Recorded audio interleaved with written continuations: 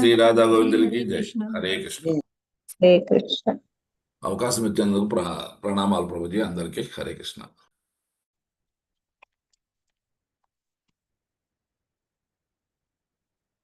హరే కృష్ణ. హరే కృష్ణ ప్రభుజీ దండ ప్రణామం. నమో భగవతే వాసుదేవాయ. ఓం నమో భగవతే వాసుదేవాయ. ఓం నమో భగవతే వాసుదేవాయ.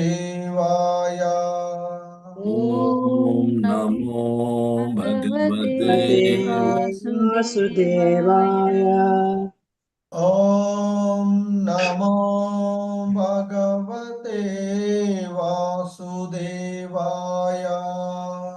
ఓం నమో భగవతే వాసుదేవాయ. నారాయణం నమస్కృత్య నరం చైవ నరోత్తమం. నారాయణం నమస్కృత్య నరం చైవ నరోత్తమం. దేవీం సరస్వతిం వ్యాసం తతో జయముదీరయేత్. దేవీం సరస్వతీం వ్యాసం తతో జయముదీరయేత్. నష్టప్రాయేష్వభద్రేషు నిత్యం భాగవత సేవయా. నష్టప్రాయేష్వభద్రేషు నిత్యం భాగవత సేవయా. భగవతి ఉత్తమ శ్లోకే భక్తిర్భవతి నైష్టికీ. భగవతి ఉత్తమ శ్లోకే భక్తిర్భవతి నైష్టికీ. హరే కృష్ణ. హరే కృష్ణ. హరే హరే కృష్ణ ప్రభుజీ దండ ప్రణామం. ప్రణామాలు హరే ప్రభు. కృష్ణ. సో ఈరోజు శ్రీమద్ భాగవతం క్లాస్కి మీ అందరికీ కూడా ఇస్కాన్ శ్రీ శ్రీ రాధా గోవింద ఆలయము మంగళూరు కర్ణాటక తరఫున స్వాగతం. సో ఈ శ్రీమద్ భాగవతము క్లాసులో మనము ఈ 4వ స్కందమైనటువంటి గౌణ సృష్టి, అందులో 6వ అధ్యాయము బ్రహ్మదేవుడు శివుని ప్రసన్నుని చేయుట అనేటువంటిది ఈ అధ్యాయం యొక్క నామము. హరే కృష్ణ. సో ఈరోజు ఈ అధ్యాయంలోని మరి 4 మరియు 5వ శ్లోకాలను ఇస్కాన్ వ్యవస్థాపక ఆచార్యులైనటువంటి శ్రీల ప్రభుపాదుల వారి యొక్క వివరణం ద్వారా ఈ శ్లోకాలను అవగాహన చేసుకోవడానికి ప్రయత్నం చేద్దాము. హరే కృష్ణ.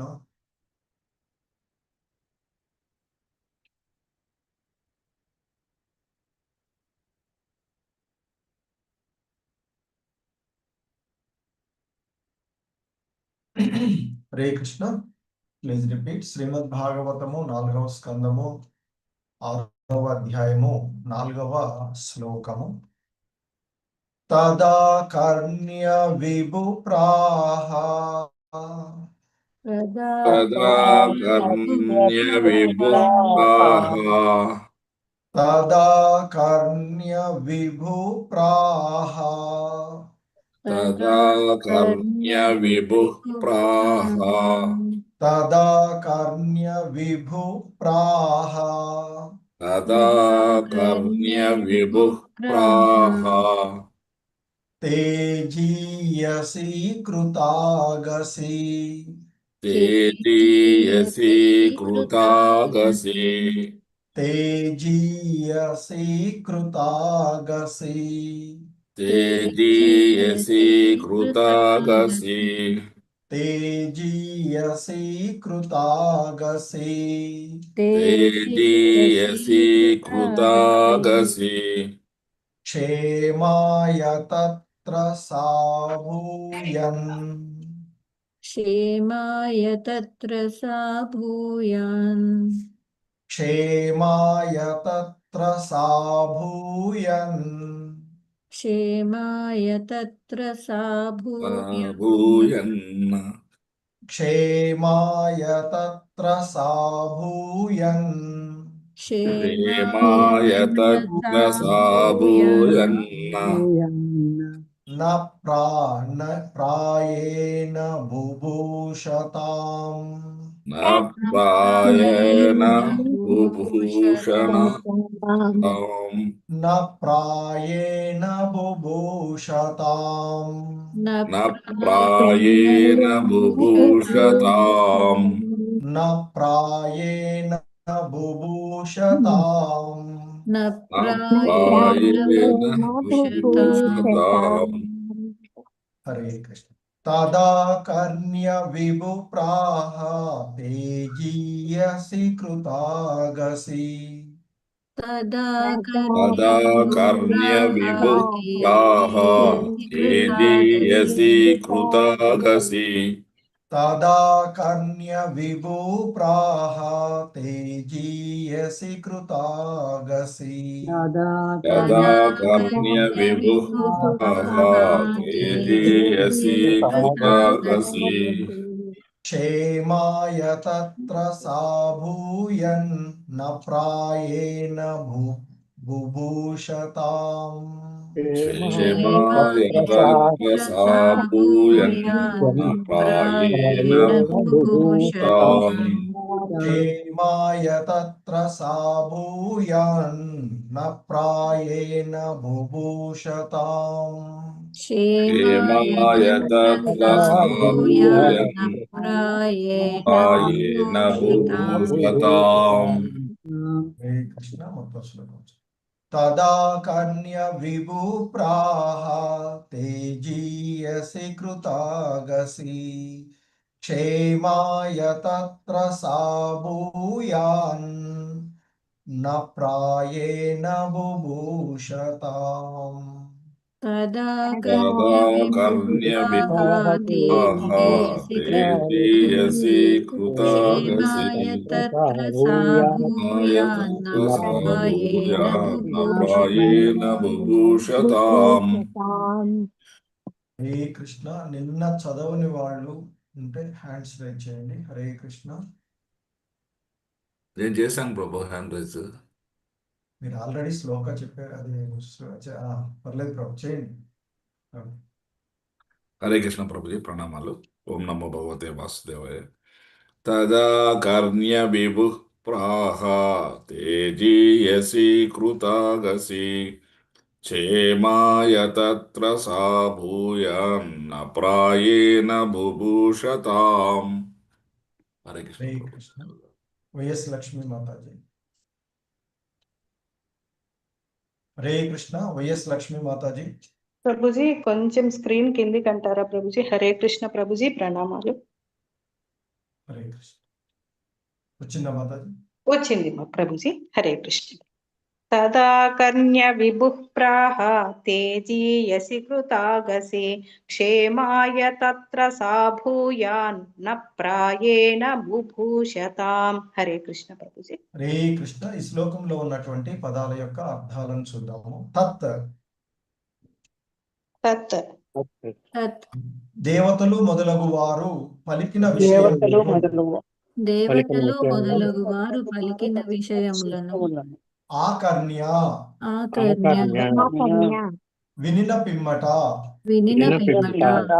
విభుః బ్రహ్మదేవుడు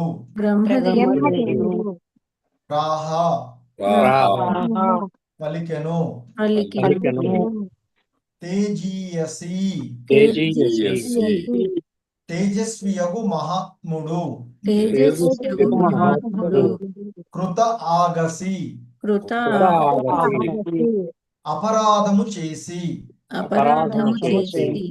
క్షేమాయ మీ క్షేమమునకు తత్ర ఆ విధముగా తా అది భూయాత్న సాధ్యము కాదు ప్రాయేణ సాధారణముగా సాధారణంగా బుభూషతాం భూషతాం కావలెనను వాంఛ. కావలెనను వాంఛ. హే కృష్ణ. సో భావము బై శ్రీల ప్రభుపాదుల వారు. హరే కృష్ణ. శ్రీల ప్రభుపాద్ విజయ్. దేవతలు దేవతలు మరియు మరియు ఇతర ఇతర యజ్ఞ సభాసదులు యజ్ఞ సభాసదులు పలికినది పలికినది ఆకర్ణించిన పిదప బ్రహ్మదేవుడు ఇట్లు పలికెను. తేజస్వియగు మహాత్ముని నిందించి ఆయన పాద పద్మముల చెంత అపరాధము కావించినచో యజ్ఞ నిర్వహణము వలనను మీరు క్షేమమును వడియజాలరు. ఆ విధముగా మీకెన్నడును క్షేమము కలుగదు. హరే కృష్ణ. చంద్రవతి మాతాజీ భాష్యం చదువు. హరే కృష్ణ ప్రభుజీ, ప్రణామాలు ప్రభుజీ. హరే కృష్ణ. కొద్దిగా డిస్టర్బెన్స్ ఉంది ప్రభుజీ, కొంచెం చదువుతాను ప్రభుజీ. భాష్యం చిన్నది. భాష్యంపై శీల ప్రపాద వారికి జై.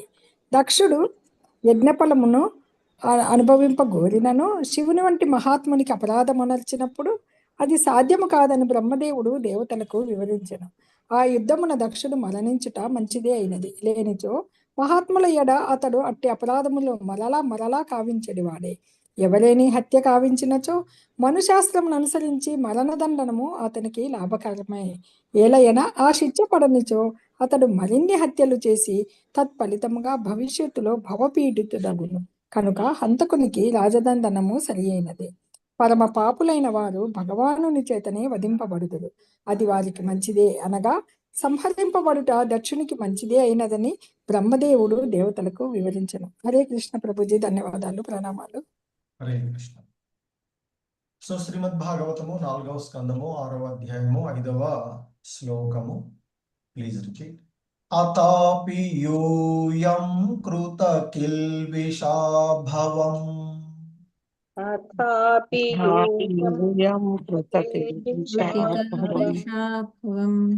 అతాపి యూయం కృత కిల్బిషాభవం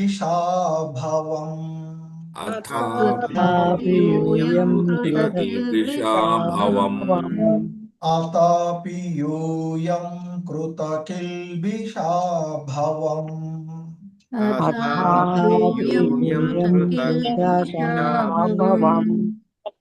ఏ బర్హి శోభాగభాజం పరాదుః ఏ బర్హి శోభాగభాజం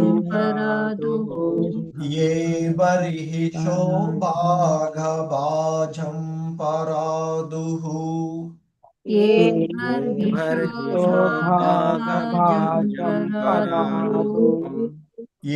బర్హి శోభాగభాజం పరాదుః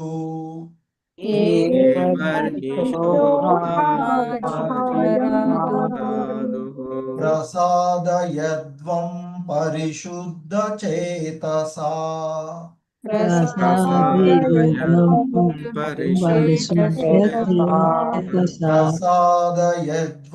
పరిశుద్ధ చేతసా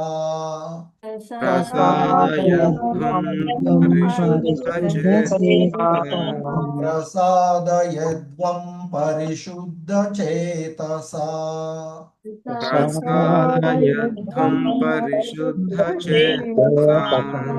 క్షిప్రప్రసాదం ప్రగృహీతాంగ్రిపద్మం ప్రసాదం ప్రగృహీతాంఘ్రిపద్మం క్షిప్రప్రసాదం ప్రగృహీతాంఘ్రిపద్మం క్షిప్రప్రసాదం క్షిప్రప్రసాదం ప్రగృహీతాంఘ్రిపద్మం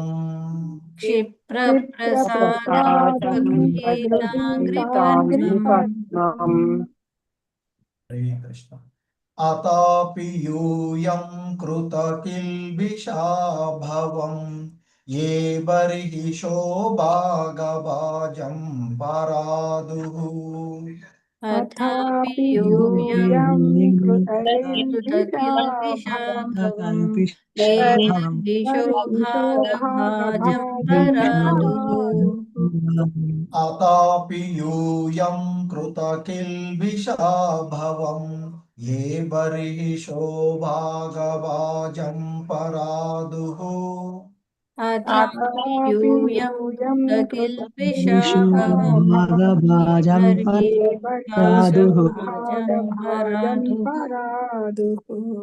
ప్రసాదయద్వం పరిశుద్ధచేతసా క్షిప్రప్రసాదం ప్రగృహీతాంఘ్రిపద్మం ప్రసాదయత్వం పరిశుద్ధచేతసా క్షిప్రప్రసాదం ప్రగృహీతాంఘ్రిపద్మం ప్రసాదయద్వం పరిశుద్ధచేతసా క్షిప్రప్రసాదం ప్రగృహీతాంఘ్రిపద్మం ప్రసాదం పరిశుద్ధచేతసా ప్రసాదం పద్మం అతాపి యూయం కృతకిల్బిషా భవం ఏ బర్హిషో భాగభాజం పరాదుః ప్రసాదయద్వం పరిశుద్ధచేతసా క్షిప్రప్రసాదం ప్రగృహీతాంఘ్రిపద్మం అథాపి యూయం కృతకిల్బిషాభవం ఏ బర్హిషో భాగభాజం పరాదుః ప్రసాదయత్వం పరిశుద్ధచేతసా ప్రసాదం ప్రగృహీతాంఘ్రిపద్మం హరే కృష్ణ. అతాపి అథాపి అయినను యూయం మీరందరును కృతకిల్బిషాః అపరాధమునర్చిరి భవం శివుడు ఏ మీరు బర్హిషః యజ్ఞమునందలి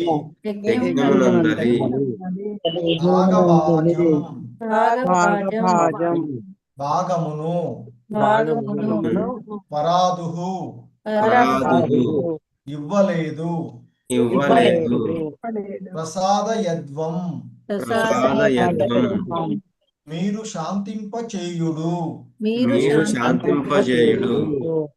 పరిశుద్ధచేతసా నిర్మలాంతకరణులై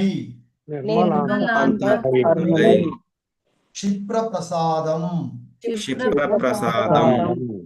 శీఘ్రమగు కరుణ ప్రగృహీత ఆంఘ్రిపద్మం అతని పాద పద్మములను ఆశ్రయించి హరే కృష్ణ. శ్లోకం చదవనట్టున్నారు కదా ఒక ఇద్దరు. హరే కృష్ణ. ఎవరు హ్యాండ్స్ రైజ్ చేస్తున్నారా? శోభరాణి మాతాజీ, బాల సరస్వతి మాతాజీ చదవండి ఒకసారి. హరే కృష్ణ ప్రభుజీ, దండవత్ ప్రణామాలు. అథాపి యూయం కృతకిల్బిషా భవం ఏ బర్హిషో భాగభాజం పరాదుః ప్రసాదయద్వం పరిశుద్ధచేతసా క్షిప్రప్రసాదం ప్రగృహీతాంఘ్రిపద్మం. హరే కృష్ణ. हरे कृष्ण प्रभुजी प्रणमामि आदापि यूयं कृतकल्पिषभावं ये बर्हिषो वागभाजं सरादुः प्रसादयुध्वं हरिषिचिशेषसा क्षिप्रं प्रसादं गृहोहिताङ्घ्रि पद्मम् హరే కృష్ణ ధన్యవాదాలు వసంతబాయి ప్రభుజీ. మాతాజీ హరే చదవండి. కృష్ణ. హరే కృష్ణ హరే కృష్ణ వసంతబాయి ప్రభుజీ ప్రణామాలు. ప్రణామం. అదాపి యూయం కృత కిల్బిషాభవం ఏ బర్హిషో భాగభాజం పరాదుః ప్రసాదయద్వం పరిశుద్ధ చేతసా కిప్ర ప్రసాదం ప్రగృహీతాంగ్రి పద్మం. హరే హరే కృష్ణ. కృష్ణ. సో ఈ శ్లోకం యొక్క భావము బై శ్రీల ప్రభుపాదుల వారు శ్రీల ప్రభుపాద్కి జై. శివునికి శివునికి యజ్ఞ భాగం ఇవ్వక యజ్ఞ యజ్ఞ భాగం భాగం ఇవ్వక మీరు మీరు మీరు ఆ మహాభావుని ఎడ ఆ మహాభావుని ఎడ అపరాధమునర్చిరి. అపరాధమునర్చిరి. అయినను అయినను ఒకవేళ మీరు ఒకవేళ మీరు నిర్మలాంత కరుణులై నిర్మలాంతఃకరుణులై శరణు పొంది శరణు పొంది అతని పాదపద్మములపై పడినచో అతని పాదపద్మములపై పడినచో అతడు ప్రసన్నుడు కాగలడు. అతను ప్రసన్నుడు కాగలడు. హరే కృష్ణ. రామకృష్ణ ప్రభు వీలవుతుందా? Yes Prabhuji. Hare Krishna. Bhashyam by శిలప్రపాద్కి జై. శివుడు ఆశుతోషుడనియు పిలువబడును. ఆశు అనగా శీఘ్రమే అని భావము. తోషుడు అనగా సంతుష్టి చెందువాడని అర్థము. శివుని కడకేగి అతనిని క్షమార్పణ వేడుమని దేవతలకు ఉపదేశం మొసగబడినది. అతడు సులభముగా ప్రసన్నుడగును కనుక దేవతల ప్రయోజనము నిక్కముగా సిద్ధింపగలదు. శివుని మనస్సును బ్రహ్మదేవుడు చక్కగా నెరుగును. దేవతలు అనగా శివపాద పద్మముల చెంత అపరాధమునర్చిన వారు శివుని చెంతకేగి ఎటువంటి సంకోచము లేకుండా శరణుదొచ్చినచో అపరాధములను పరిహరించుకొనగలరని అతడు విశ్వసించి ఉండెను. ధన్యవాదాలు ప్రభుజీ. హరే కృష్ణ. హరే కృష్ణ. ధన్యవాదాలు ప్రభు. సో హరే కృష్ణ. ఇది శ్రీల ప్రభుపాదుల వారి యొక్క భాష్యం వివరణలు ఆ శ్లోకాలకు ఇవ్వబడినటువంటివి. హరే కృష్ణ. ఓం అజ్ఞానతిమిరాంధస్య జ్ఞానాంజనశలాకయా చక్షుర్మిలితం యేన తస్మై శ్రీ గురవే నమః. శ్రీచైతన్య మనోభీష్టం స్థాపితం యేన భూతలే స్వయం రూపః కదా మహ్యం దదాతి స్వపదాంతికం. వందేహం శ్రీగురు శ్రీయుతపదకమలం శ్రీగురూన్ వైష్ణవాంశ.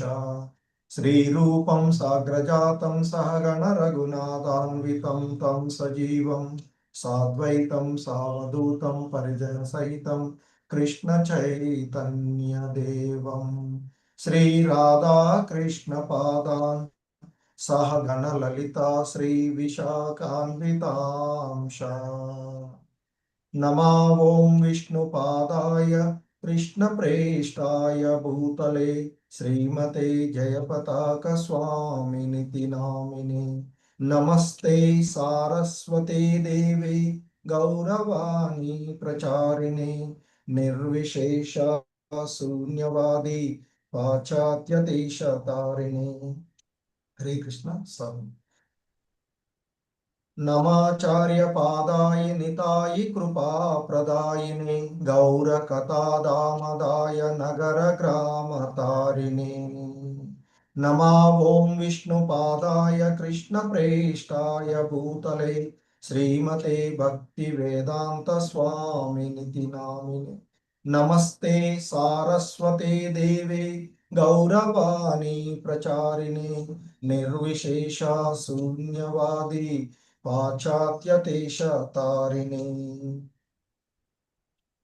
నమో మహావదన్యాయ కృష్ణ ప్రేమ ప్రదాయతే कृष्णाय कृष्ण चैतन्य नाम्ने गौरित्विषे नमः। हे कृष्णा करुणा सिंधु दीनबंधो जगत्पते गोपेश गोपिका कांत राधा कांत नमोस्तुते। तप्त कांचन गौरांगी राधे वृंदावनेश्वरी वृषभानुसुते देवी प्रणमामि हरिप्रिये। वाञ्छाकल्पतरुभ्यश्च कृपा सिन्धुभ्य एव च पतितानां पावनेभ्यो वैष्णवेभ्यो नमो नमः। जय श्री कृष्ण चैतन्य प्रभु नित्यानंद श्री अद्वैत गदाधर श्रीवासादि गौर भक्त वृंद। हरे कृष्णा कृष्ण कृष्ण हरे हरे हरे राम राम राम हरे हरे। हरे కృష్ణ। సో మనము ఇక్కడ ఈ చూస్తూ ఉన్నటువంటి ఈ అధ్యాయము భాగవతంలోని 4వ స్కందము, అందులోని 6వ అధ్యాయమైనటువంటి బ్రహ్మదేవుడు శివుని ప్రసన్నుని చేయుట అనేటువంటిది ఈ అధ్యాయము. సో మరి ఇంతకుముందు చెప్పుకున్నట్లుగా ఆ ఋత్వికులు, ఇతర యజ్ఞ సభాసదులు, దేవతలు ఆ శివుని యొక్క సైన్యం చేత పరాజితులై వివిధ ఆయుధాల చేత గాయపడిన తర్వాత వారందరూ కలిసి బ్రహ్మదేవుడి దగ్గరికి వెళ్ళి ఆ బ్రహ్మదేవునికి వందనాలు అర్పించి అక్కడ జరిగినటువంటి సంఘటనలన్నిటినీ కూడా ఆయనకు తెలియచేసినటువంటి విషయము. సో తదుపరి దక్ష యజ్ఞంన అటువంటి సంఘటనలు జరుగుతున్నవని ఆ బ్రహ్మదేవుడు మరియు విష్ణు భగవానుడు ముందుగానే తెలుసుకున్నారు. కనుకనే వారు ఆ యజ్ఞ స్థలమునకు రాలేదు అంటూ ఆ మైత్రేయముని విదురుడితో చెప్తూ ఉన్నటువంటి విషయాలను మనము పూర్వపు శ్లోకాలలో చూసినటువంటివి. సో ఇంకా కొనసాగిస్తూ ఆ విదురుడితో మైత్రేయముని చెప్తూ ఉన్నటువంటి అంశాలు, ఎందుకంటే ఆ దేవతలు, ఋత్వికులు అక్కడ ఉన్నటువంటి అందరూ కలిసి ఆ బ్రహ్మదేవుడి దగ్గరికి వెళ్ళి బ్రహ్మతో చెప్పిన తర్వాత ఇక బ్రహ్మదేవుడి యొక్క ఇది ఏ విధంగా జరుగుతుంది అంటే బ్రహ్మ యొక్క ప్రతిస్పందన ఏ విధంగా ఉన్నది అనేటువంటిది మైత్రేయముని ఈ శ్లోకాలలో చెప్తూ ఉన్నటువంటిది. సో మరి తదా కర్ణ్య విభు ప్రాహ తేజీయసి కృతాగసి క్షేమాయ తత్ర సాభూయాన్ న ప్రాయేణ బుభూషతాం. సో ఇక్కడ తత్ ఆ దేవతలు మొదలైనటువంటి వారు పలికినటువంటి విషయాలను, ఆ విషయాలను ఏంటి, ఆ యజ్ఞ స్థలమునందు దక్షుడు జరిపినటువంటి యజ్ఞ స్థలంలో జరిగినటువంటి విషయాలన్నీ కూడా విన్న తర్వాత ఇక్కడ చెప్తున్నారు, దేవతలు మరియు ఇతర యజ్ఞ సభాసదులు పలికినదంతా ఆకర్ణించిన పిదప, అవన్నీ విన్న తర్వాత తత్ ఆకర్ణ్య, తదాకర్ణ్య అంటే దేవతలు, ఇతర యజ్ఞ సదస్సుల్లో అక్కడ ఉన్నటువంటి సభాసదులు అందరూ పలికినవన్నీ ఆకర్ణించిన పిదప, విన్న తదుపరి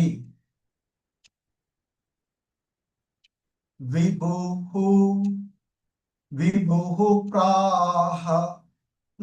సో ఆ విభు అంటే బ్రహ్మదేవుడు, ప్రాహ పలికిన, ఏం బ్రహ్మదేవుడు ఈ విధంగా ఆ దేవతలతో మరియు అక్కడికి వచ్చినటువంటి మిగతా వాళ్ళందరితో కూడా చెప్తూ ఉన్నారట.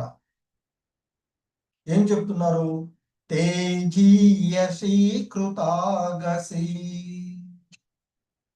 తేజీయసి తేజస్వియగు మహాత్ముడు అంటే ఇక్కడ శివుని గురించి ప్రస్తావన ఇది. ఎందుకంటే శివ అపరాధం జరిగినటువంటి కారణంగా జరిగిన సంఘటన కనుక తేజీయసి, తేజస్వి అయినటువంటి మహాత్ముడైనటువంటి ఆయన ఎడ కృతాగసి, అపరాధము జరిగినది, అపరాధం చేసి క్షేమాయ తత్ర సాభూయాన్.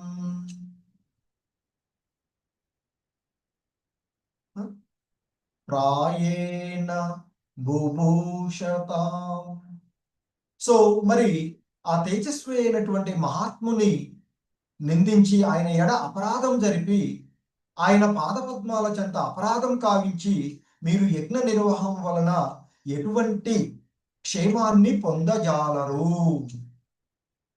ఆ విధంగా అంటే మహాత్ముల ఎడ అపరాధం జరిపి మనకు మంచి కావాలి అని అనుకున్నది ఎప్పుడు అది క్షేమమును కలగజేయదు అంటూ ఆ బ్రహ్మ చెప్తూ ఉన్నటువంటి విషయాలను ఇక్కడ మైత్రేయముని పలుకుతూ ఉన్నటువంటిది అంటూ ఉన్నాడు మైత్రేయుడు. తేజస్వి అయినటువంటి మహాత్ముని నిందించాడు, అలాగే ఆయన పాదపద్మాల చెంత అపరాధము కావించి యజ్ఞ నిర్వహణ వలన మీరు క్షేమమును ఎలా పొందుతారు, ఎలా పొందగలరు అని అనుకుంటున్నారు, ఆ విధంగా మీకెప్పుడు కూడా క్షేమము కలగదు అంటూ ఆ బ్రహ్మదేవుడు తన దగ్గరకు వచ్చినటువంటి ఆ దేవతలు మరియు ఇతర యజ్ఞ సభాసదులను ఉద్దేశించి మాట్లాడుతూ ఉన్నటువంటి విషయము. ఇంకా అంటున్నాడు ఆయన, అతాపి యూయం కృత కిల్బిషాభవం ఏ బర్హిషో భాగవాజం పరాదు. అత అపి అయినను, యూయం మీరందరూ, కృత కిల్బిషాహి అపరాధము నచ్చారు. ఎవరి ఎడ? భవం శివుని ఎడ.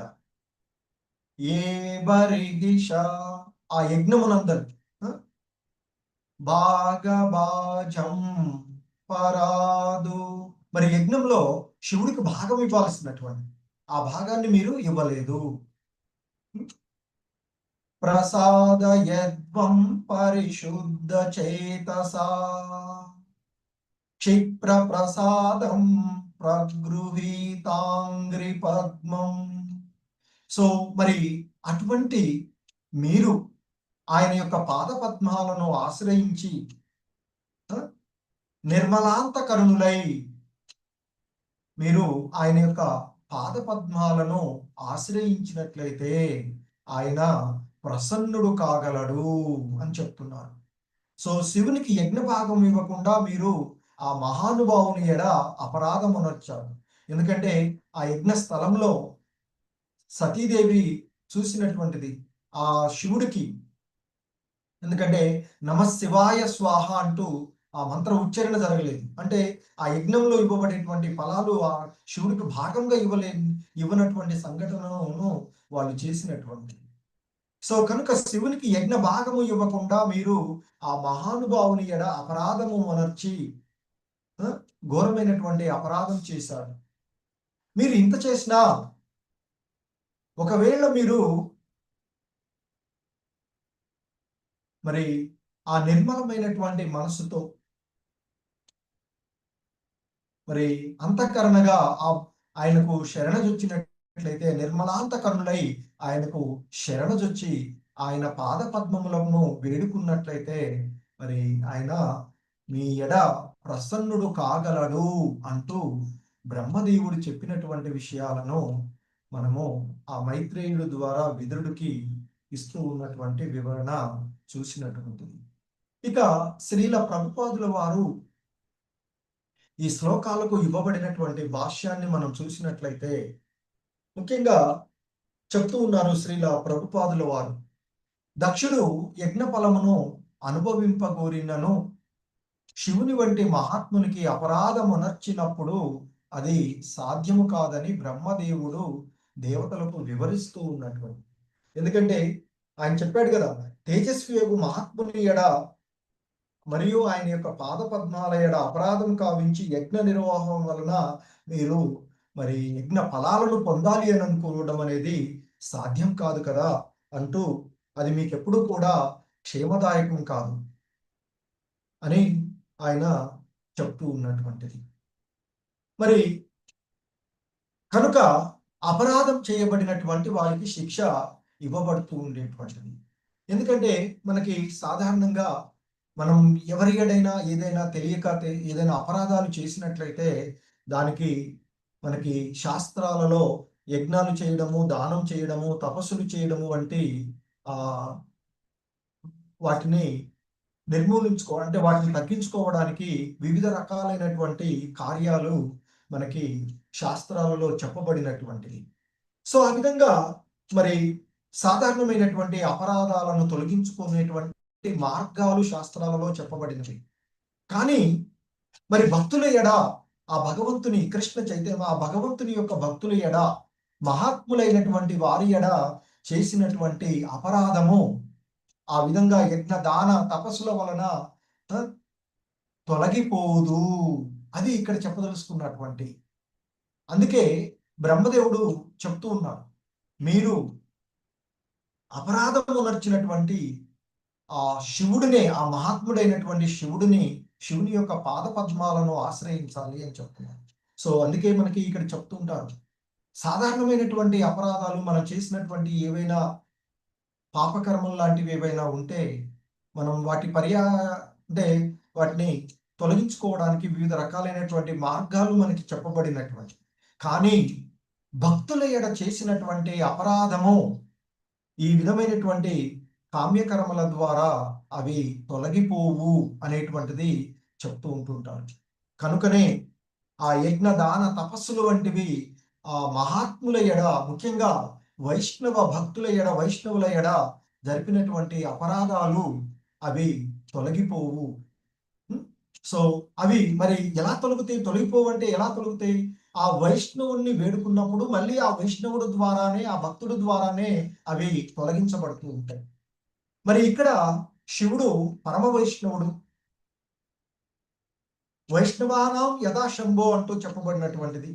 మరి అటువంటి ఆ మహాత్ముడి ఎడ జరిపినటువంటి అపరాధము పోవాలి అంటే ఆయనను ఆశ్రయించి ఆయనకు శరణజొచ్చినప్పుడు మాత్రమే, అంటే ఒక వైష్ణవుని యొక్క జరిగిన అపరాధము అది పోవాలంటే ఆ వైష్ణవుడు వలననే పోతుంది అనేటువంటిది ఇక్కడ మనము చూస్తాం. అదే మనకి భాగవతంలో ఇంకా కూడా మనము చూడవచ్చు. ఇది అంబరీష్ని ఎడ జరిగినటువంటి అపరాధం, ఆ మహర్షి అతని ఎడ చేసినటువంటి అపరాధానికి బ్రహ్మ దగ్గరకు వెళ్ళిన, శివుడు దగ్గరికి వెళ్ళిన, చివరికి విష్ణువు కూడా ఆ అపరాధాన్ని నేను తొలగించలేను అని చెప్తారు. నువ్వు వెళ్ళి నా భక్తుడైనటువంటి అంబరీషుడినే వేడుకో అని చెప్తారు. తిరిగి మళ్ళా ఆ అంబరీషుడి దగ్గరికి వచ్చి అంబరీషుడిని వేడుకోవడం ద్వారానే ఆ అపరాధం, ఆ విష్ణు చక్రము ఆయనని వెంబడించడము ఆగిపోయినటువంటి విషయం చూస్తాం. సో కనుక మరి మహాత్ముల ఎడ చేసేటువంటి అపరాధాలు వారి ద్వారా వారు మాత్రమే తొలగించగలరు అనేటువంటి. అయితే ఇక్కడ మరి దక్షుడు మహాత్ముల ఎడ చేసినటువంటి అపరాధానికి శిక్ష విధించడము సరి అయినదే అని చెప్తున్నారు. అంటే దక్షుడు అక్కడ మరణించడం అనేది ఆ యుద్ధంలో ఎవరికి, అక్కడ దక్షుడు వైపు ఉన్నటువంటి వారికి శివుని యొక్క సైన్యానికి మధ్య జరిగినటువంటి ఆ యుద్ధంలో దక్షుడు మరణించడమే మంచిది అని చెప్తున్నారు. ఎందుకంటే అలా జరగకపోయినట్లు, అంటే శిక్షలు విధించబడకపోతే, అందుకే కదా మనకు ఈ సమాజంలో ఏవైనా విపత్కరంగా ప్రవర్తించినటువంటి వాళ్ళకి శిక్షలు విధించడం జరుగుతూ ఉంటుంటుంది. సో కనుక అలా దక్షుడికి ఆ మరణ శిక్ష విధించడమే మంచిది అయినది అని చెప్తున్నారు. లేకపోయినట్లయితే మహాత్ముల ఎడ అతడు అపరాధములు మరలా కావించడు వాడు. ఆల్రెడీ ఒకసారి అతడు అపరాధం చేసినటువంటి వాడు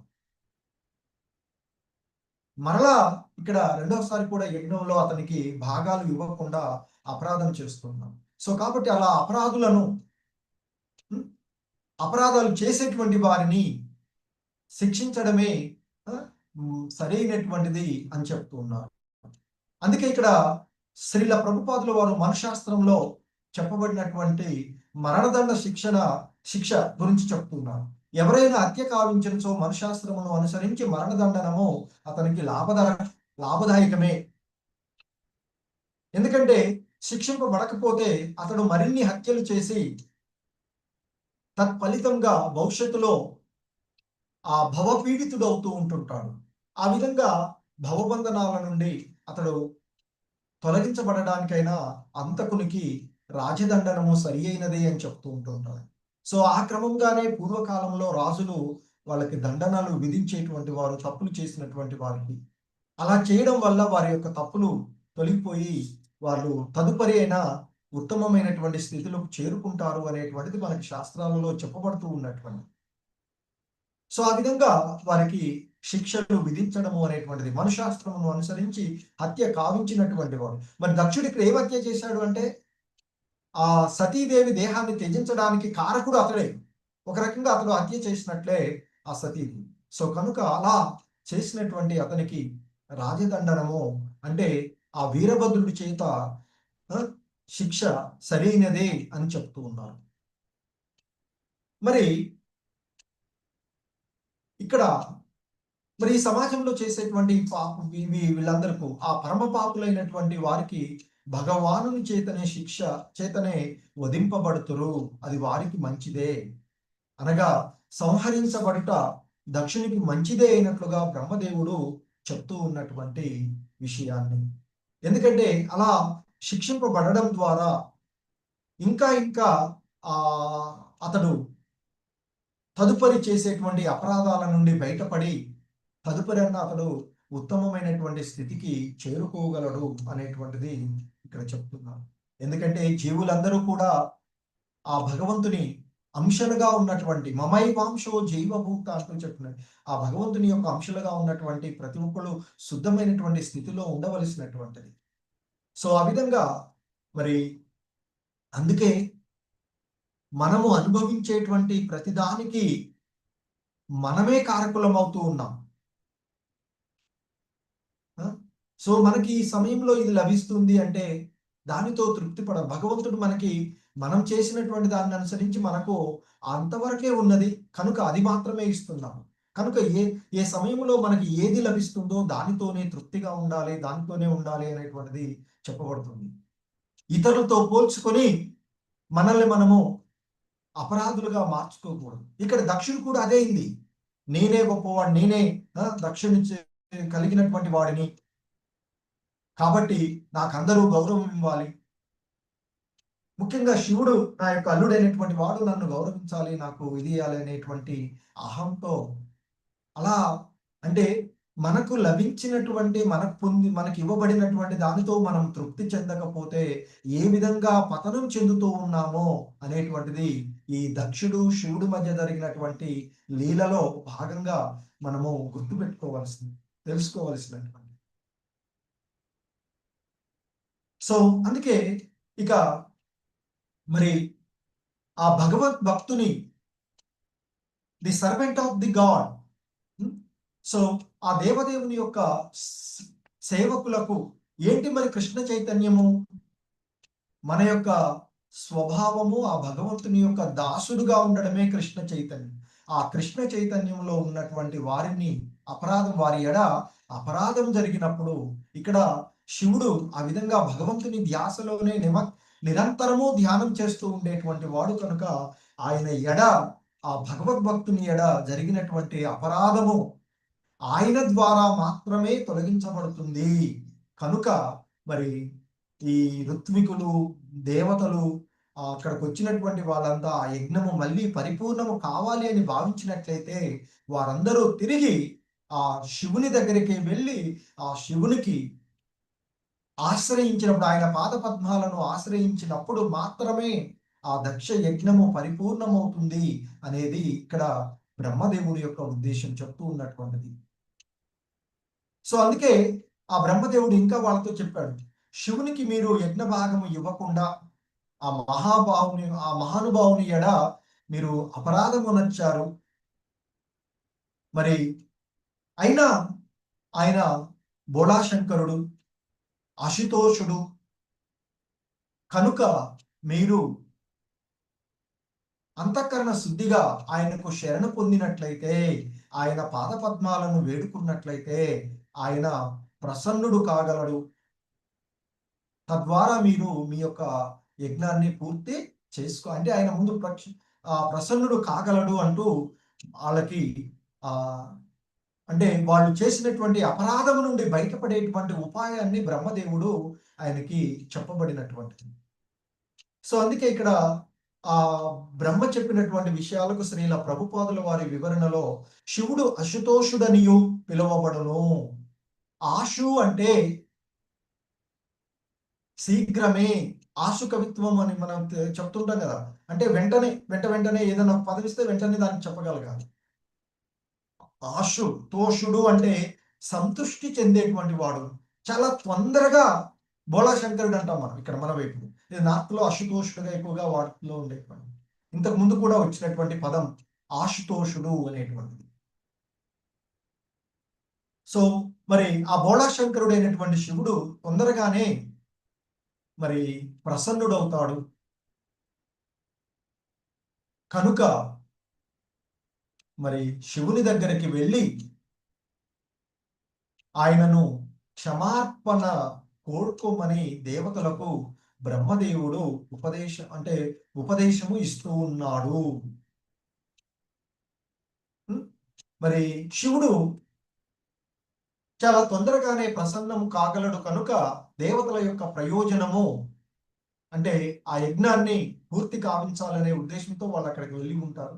సో కాబట్టి వారి యొక్క ప్రయోజనము ఖచ్చితంగా సిద్ధింపగలదు. ఎందుకంటే శివుని యొక్క మనస్సును బ్రహ్మదేవుడు చక్కగా తెలుసును అని చెప్తున్నాను. కానీ ఇంకా శివుని యొక్క అది కానీ విష్ణువు వాళ్ళ యొక్క ఇది బ్రహ్మ కూడా కొన్నిసార్లు తెలుసుకోలేడు అనేటువంటి చెప్తూ ఉంటారు. సో ఇక్కడ ఆ శివుని యొక్క అంటే తత్వము అతనికి కొంత తెలుసు కనుక ఆ విధంగా బ్రహ్మదేవుడు చక్కగా ఎరిగినటువంటి కారణంగా దేవతలు ఆ శివుని యొక్క పాదపద్మాలను ఆశ్రయించి ఎటువంటి సంకోచం లేకుండా, సో ఇక్కడ ఈ పదం కూడా చాలా ముఖ్యమైనదిగా చెప్పబడి, ఎందుకు ఈ పదం ఇక్కడ వాడారో, నిర్మలాంతకరుణులై అనేటువంటి పదము ముందు శ్లోకాలలో ఎవరెవరు ఏ స్వభావాలతో మళ్ళీ శివుణ్ణి పెట్టుకుంటారో, ఆ శివుడు ఎవరెవరిని ఏ విధంగా కరుణిస్తాడో కూడా ఈ అధ్యాయంలోని చివరి శ్లోకాలలో వస్తూ ఉంటాయి. చూద్దాము. సో అలా ఎటువంటి సంకోచిస్తూ ఆయనకి శరణ పొందితే అది వేరే ఉంటుంది.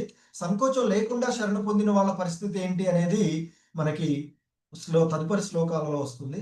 అందుకే ఇక్కడ అంతఃకరణంలో శరణ పొంది అతని పాదపద్మములపై పడినచో అతడు ప్రసన్నుడు కాగలడు అంటూ ఎటువంటి సంకోచం లేకుండా ఆ శివునికి శరణుజొచ్చినచో అపరాధములను పరిహరించుకొనగలరని ఆ బ్రహ్మ విశ్వసించి ఉన్నాడు అంటూ శ్రీల ప్రభుపాదుల వారు మనకి ఇక్కడ చెప్తూ ఉన్నటువంటి విషయాలు.